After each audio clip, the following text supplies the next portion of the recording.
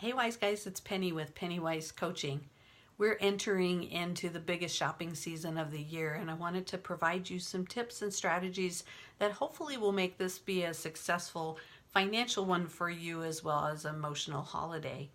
So as I posted in another post or video, the average American spends about $700 on holiday spending. And if you don't have a plan and a budget and stick to it, it can derail your whole year, and you can follow that well into 2019, the next year beyond, right? So set a budget, stick to it. I really believe that using cash is going to help you be more successful because you can tell when you've overspent and you're done.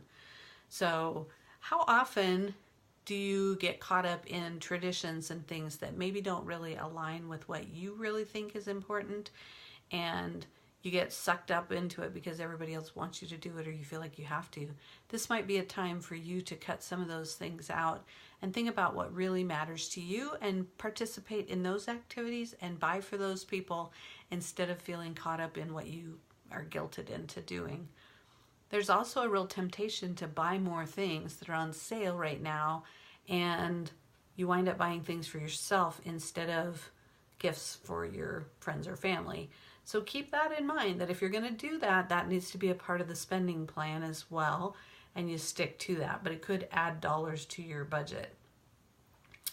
It's super tempting to get swept up into, it's on sale, so I better buy that now, even if you didn't really need it or hadn't planned to buy it anyway. So remember that even if it's 50% off, it's 100% out of your pocket. So it's not really a deal unless it was something that you intended to buy anyway. So if you didn't have a plan for it, don't buy it. One thing that you might be able to do to stretch your dollars is to use your skills or access to whatever, like if you have a side business, you have a direct sales company, maybe you can get your products at your cost and use those for gifts for others. That's a way to sort of bless others and keep your costs down as well as support your business, or maybe support other small businesses in your area instead of the big conglomerates. Are there any traditions that you could cut out instead of just feeling like you have to do everything every year? Maybe just pick the things that are super important to you and do those instead. Keep in mind about the things at work, like gift exchanges and parties and things like that, that might be costing you money, and pick and choose which ones you want to participate in. Sometimes you have to say no to the party if you're expected to bring a gift, or better yet, why don't you talk to those that are going to the party and have some conversation about ways that you all could enjoy it at a less expensive cost and no guilt that you have to participate in some kind of gift exchange.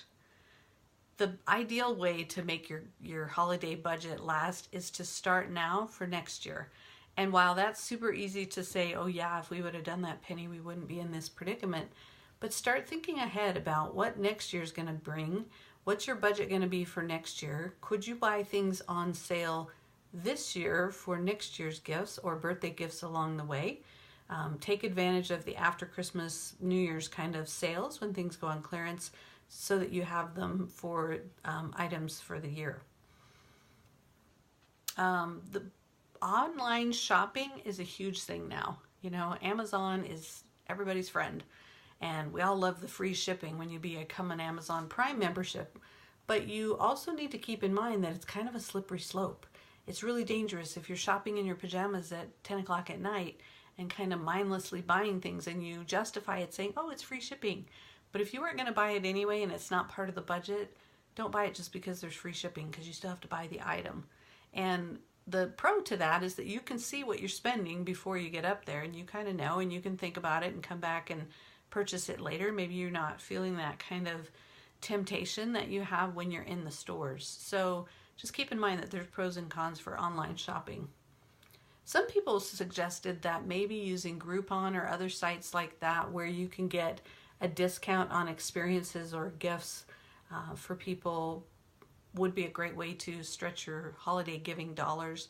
One person that on my Wise Guys tribe posted that they like to get couples gifts and buy one gift for a couple and maybe throw in a cute note about encouraging them to do something fun together and to get an added benefit out of that gift. If you can buy a little bit each week now for Christmas or for New Year's parties, you can stretch your budget a little bit, whether it's food or alcohol or whatever, instead of getting hit all at once or putting things on a credit card. Remember, if you put it on a credit card, you're likely to have to pay interest on that. And the research shows that you're probably going to spend more when you spend plastic than when you spend cash. So keep that in mind and don't go after the free points or dollars back when you're putting it on a credit card, because it's tempting to overspend. I hope these tips are helpful to you. I put out a awesome little tool that's a budget planner that I'll put a link to that in the show notes here and in the emails. And if you have not yet subscribed to my email newsletter, it goes out about twice a month and usually has tips and tricks and things that you can find value in to help your money situation all year long. I hope that you'll take advantage of that and sign up for that, as well as to like and to share this post if it's on social media, so that you can help me grow my tribe organically and we can change the world one wise guy at a time.